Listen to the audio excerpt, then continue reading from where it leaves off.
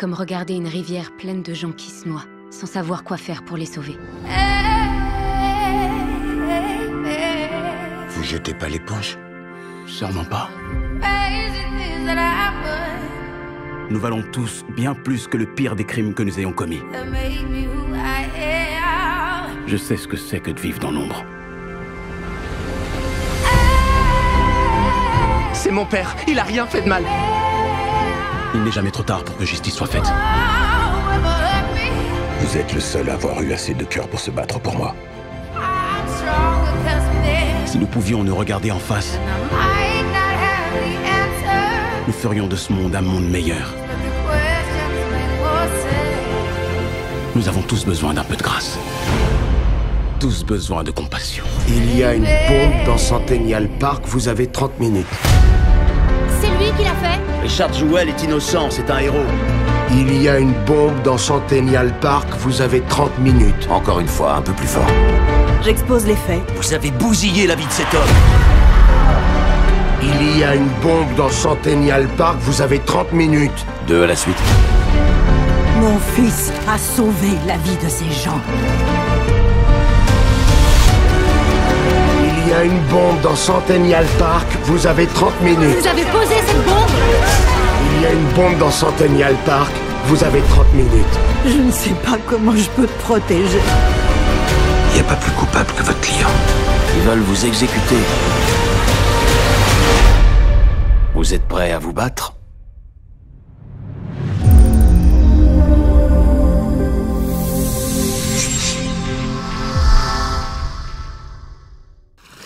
Bonjour à tous et bienvenue dans cette toute nouvelle vidéo. Une vidéo sur les rattrapages des films vus dans ce premier trimestre 2020. En effet, vu les films proposés cette année, je dois avouer que l'envie d'aller au cinéma n'était pas forcément une priorité pour moi. Pour vous dire, j'attends pas vraiment de grands films dans cette année 2020. Il y a bien évidemment Tenet de Christopher Nolan et Dune de Denis Villeneuve. Et bien pour le reste, les projets sont pas forcément folichons. Pas de réelles attentes en somme. Je vous propose donc de parler de 6 films vus en ce début d'année 2020. Dans cette vidéo, nous parlerons des films par ordre de sortie, et dans cette première partie, nous parlerons de Underwater, La Voie de la Justice, et pour finir, le cas Richard Jewell. On commence donc avec Underwater, sorti le 8 janvier 2020 de William Bank.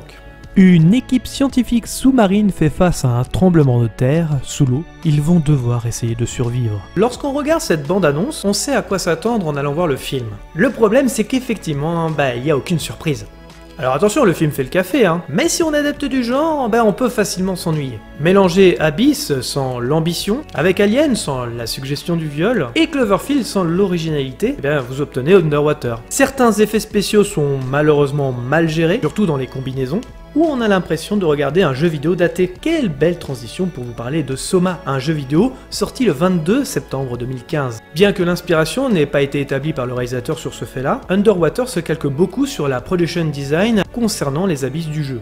Si vous êtes adepte de jeux vidéo, je ne peux que vous conseiller ce jeu vidéo qui est bien plus original qu'Underwater, prenant plus de risques sur son scénario et tellement bien plus flippant. Pour résumer, Underwater est simple, classique, sans ambition particulière, que de recycler des classiques sans réelle personnalité. Vous passerez sûrement un bon moment devant avec des amis le soir. Encore une fois, le film fait le taf. Les acteurs sont plutôt bons dans ce qu'ils font. Dommage car il y a très peu de films sur les abysses. Pour les recommandations, je vous conseille Abyss de James Cameron de 1989, Sphère de Barry Levinson en 1998, ou encore Alien si c'est pas déjà fait de Ridley Scott de 1979. La Voie de la Justice, réalisée par Destin Daniel Cretton et sorti le 29 janvier 2020, raconte l'histoire du jeune avocat Brian Stevenson. Après ses études à l'université de Harvard, Brian Stevenson aurait pu se lancer dans une carrière des plus lucratives. Il décide pourtant de se rendre en Alabama pour défendre ceux qui ont été condamnés à mort, avec le soutien d'une militante locale, Eva Ansley. Un de ses premiers cas, le plus incendiaire, est celui de Walter McMillian, qui, en 1987, est condamné à mort pour le meurtre retentissant d'une jeune fille de 18 ans. La Voie de la Justice est malheureusement un film décevant. Et pourtant, je partais client en tant que spectateur. Car oui, les procès et l'enfer des prisons m'ont toujours intéressé au cinéma. On pense forcément aux inégalités avec Philadelphia, avec Tom Hanks, Le droit de tuer de Joel Schumacher avec Matthew McConaughey et Sandra Bullock, qui évoquent le racisme des États du Sud, ou encore La dernière marche avec Sean Penn sur la peine de mort. beaucoup de films vibrants qui parfois se conjuguent même avec le fantastique, avec la ligne verte. Les Évadés ou encore Midnight Express sont aussi de bons exemples qui m'ont vraiment noué le cœur. Chacun de ces films ont leur personnalité et chacun de ces films me touche à sa façon, frôlant machinalement la corde sensible. En regardant La Voie de la Justice, je m'attendais à un vibrant plaidoyer. Je m'attendais également à avoir une performance d'acteur digne des Oscars, en étant indigné face aux dénonciations. Eh bien j'ai eu aucune émotion me retrouvant en face d'un film lambda, sur un des sujets les plus importants encore aujourd'hui.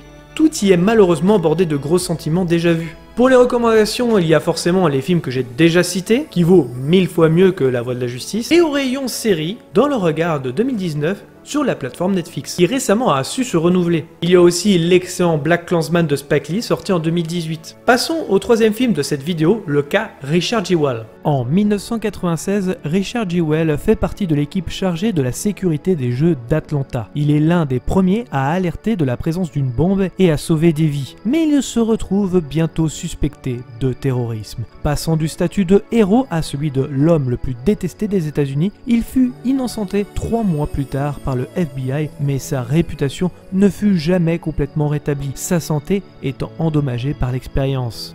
Énième film de Clint Eastwood sur ces héros ordinaires américains, une bonne critique sur les médias américains et surtout sur le pouvoir qui entraîne la corruption.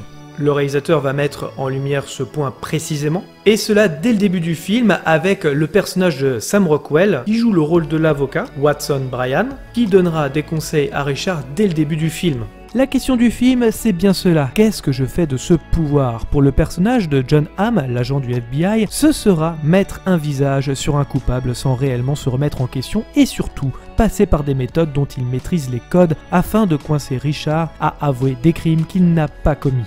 Quand on a un pouvoir, cela permet aussi des dérives. Le pouvoir des médias relaie ces accusations sans présomption d'innocence, ce qui accroît une injustice visible par la caméra d'Eastwood. La journaliste, interprétée par Olivia Wilde, bien que romancée sauf le nom, son pouvoir de séduction lui permet d'avoir des scoops avant tout le monde. Cependant, on en vient au défaut du film, l'écriture de ce personnage. En effet, son personnage est prêt à tout pour une info exclusive, presque inhumaine et sans compassion. Pourtant, lors du discours de Kathy Bates qui joue la mère de Richard Jewell, Bobby, elle se mettra à pleurer comme si sa personnalité avait enfin de la compassion. J'imagine que c'est écrit maladroitement ou alors pour souligner le pouvoir d'une mère. Bobby Jewell, par son pouvoir de sincérité, retournera les médias sur l'innocence de Richard. Une critique du pouvoir, une critique des médias, mais aussi des États-Unis. Bien que Clint Eastwood soit profondément républicain, il n'hésite pas à tourner en ridicule ce peuple, sur leur port d'âme, sur leur naïveté.